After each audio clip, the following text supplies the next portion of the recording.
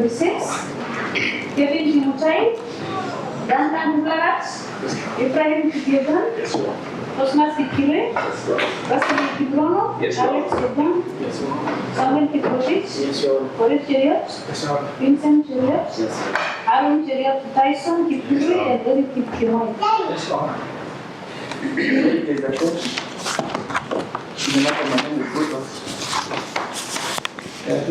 All the subjects in the matter. Your Honor, I do confirm my presence alongside Mr. Guto for all the accused persons. Okay. We are ready to proceed. Ms. Rogito indicated the IO has something to say? No, actually, he has an application on the other file. Or the other one? I believe it's coming up for ruling. Which one? Or this one? Yes. This one, the directions were here. Your Honor, sorry, we did not introduce my classmate. No. I'm the only one with the privilege of having a classmate and evidence that I went to school. Okay. Thank you. So she can vouch that you actually attended the classes? She would be PW too. And of course, you're in the same graduation square. Yes, that's very explicit. So in this one, for the 12 respondents, the orders were that the prosecution application seeking extension of the investigative period by further 3 weeks is hereby declined. The reporting condition imposed upon the respondent by the orders of this court issued on 22nd of June vacated. The respondent shall continue to remain on bond terms previously granted by the court. Meanwhile, the prosecution and the IEO or the investigative agency are granted up to 12 noon. It's now 1:37 today to make a final determination on the matter, and either one, formally charge the respondent before a court of competent jurisdiction, number 2, and conditionally release them from the present investigative process. And of course, in default of the charges being preferred by 12 noon, today the respondent shall stand discharged from the obligation arising out of this ministerial application. So the matter is being mentioned to confirm whether the IO has proceeded accordingly. Ms. Rogito? Yes, Your Honor, we can mention in a few minutes. The IO will address the court. Yes, IO.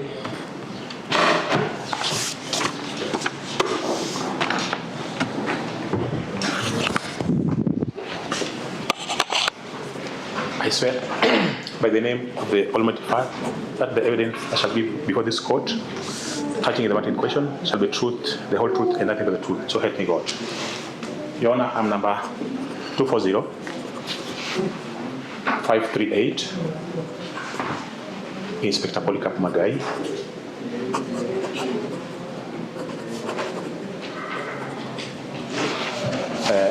This DCI Commander at Kuresoi North Sub-County.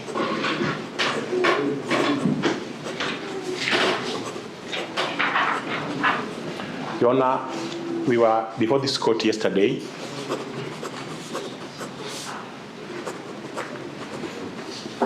And Your Honor, we placed our request before the court.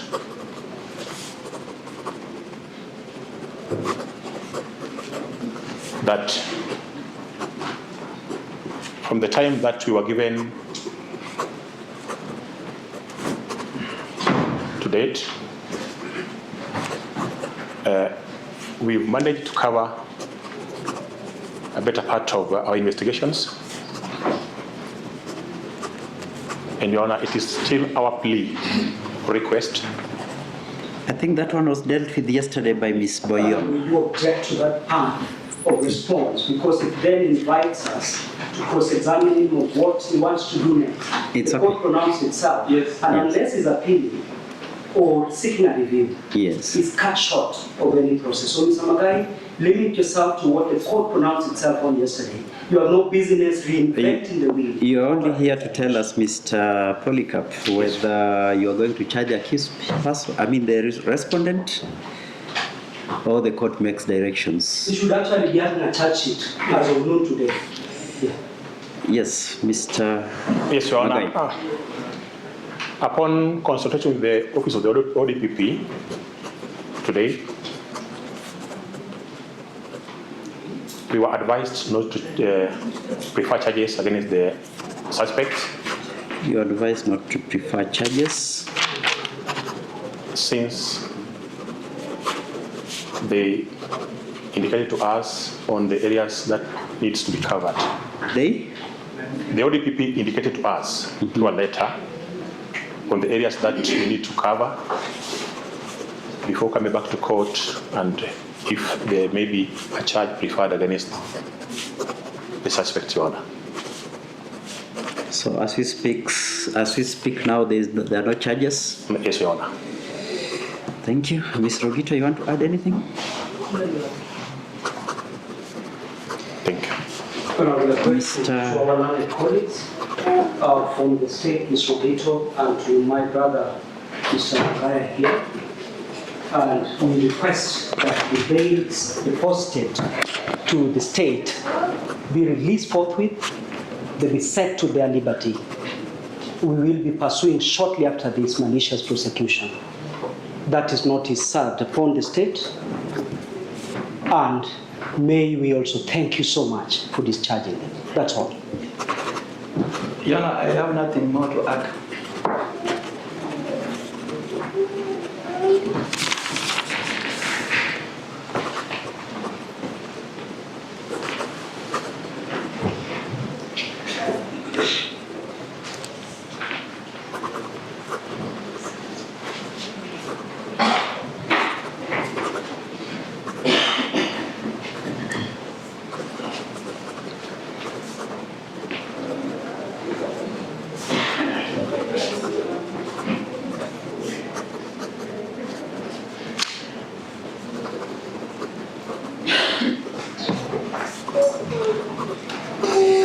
So in view of the foregoing, the respondents are hereby discharged. The cash bill that was deposited as security on their behalf be refunded forthwith. The matter be and is hereby marked as settled. Most obliged.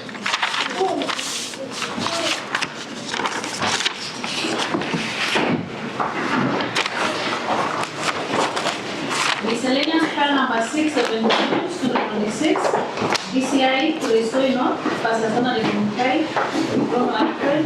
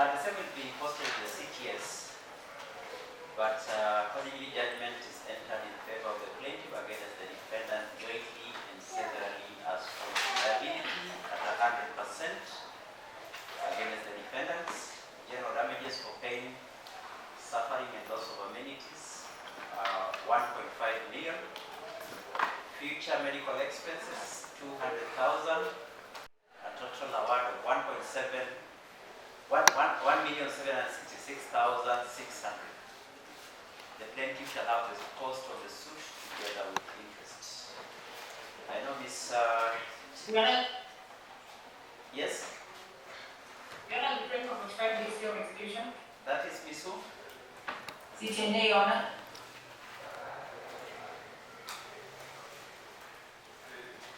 So 30 days.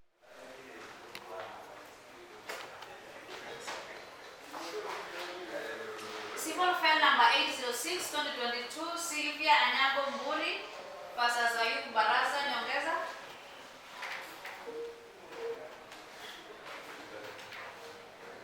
Civil case case number 806 of 2022, Sylvia Anyango Mburi versus Ayub Barasa Nyongesa. Did you collect the judgment 806? Yes. Yes, is that when I appear for the defendant? I believe this is Ms. Odhiambo. Yes, Ms. Odhiambo. Maybe I was on my feet before another court. The form of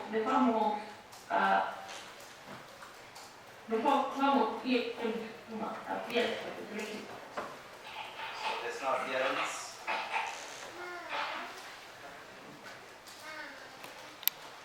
Well, the same will be posted in the CTS, but the disposition of the judgment has been entered in favor of the plaintiff against the defendant.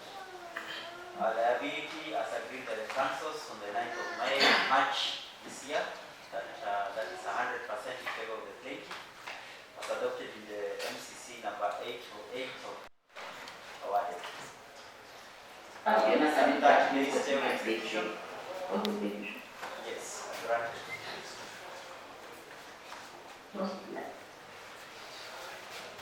Civil miscellaneous number 188/2026, Sarah Nyokabi Mukweru versus Edwin Mudomi Kaunga and Honorable Mike Kihika Sudi. Bench, please, Your Honor. In the matter of my name is. The respondent, the other counsel. Miss, the respondent, the late cats rely on section 107 to 109 of the Evidence Act, stressing that the burden of proof lies in the party alleged. He cited the case of Karugi and another. So the matter of the protection against domestic violence between Sarah Nyokabi Mukweru versus Edwin Mudomi Kaunga and Honorable Mike Kihika Sudi. The ruling, the applicant Sarah Nyokabi Mukweru has approached the court by way of notice of motion dated 22nd June 2026, seeking protection orders under section 8, 12, and 13 of the Protection Against Domestic Violence Act 2015. The respondent, Edwin Mudomi Kaunga, is facing trial in a High Court criminal case number 25 of 2026 for the offense of murder, contrary to section 203 as section 204 of the penal code. The deceased being the applicant's daughter and will. The applicant's case argued by Ms. Chaiwaya. I don't know whether I got it right. It's Chawia, Yes. That while in custody, the respondent has referred the taking of plea and directed the respondent be referred to Mathare Mental Hospital for treatment. That order, however, stopped short of making any declaration that the respondent was incapable of participating in civil proceedings. A formal judicial pronouncement to that effect is required. In the present matter, no such pronouncement was made by the High Court. It follows, therefore, that the replying affidavit filed by the respondent cannot be impugned on the basis of the High Court's order. In the absence of declaration of incapacity, the affidavit remains properly on record and is available for consideration by this court. Accordingly, I find no merit in the objection raised. Kuresoi North versus Honorable MP Alfred.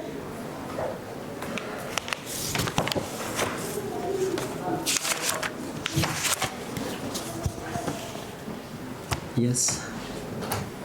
Yes, good afternoon, Your Honor. Afternoon. Yes, the IU is present. We wish to address you on some issue. Where is the respondent? Honorable Mutai. No response. The councils, were they informed of the time and location? Yes, Your Honor, I saw Mr. Walker.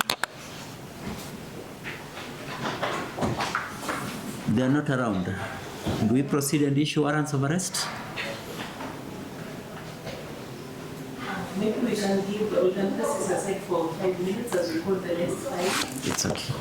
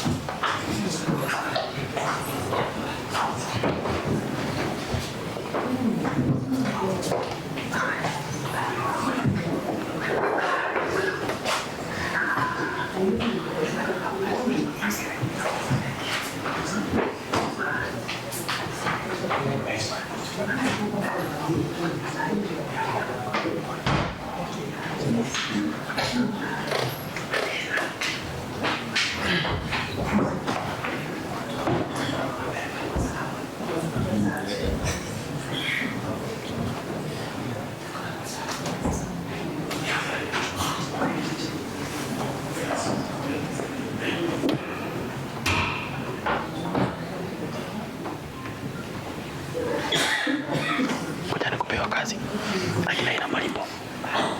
Kuja. Unaogopa nini?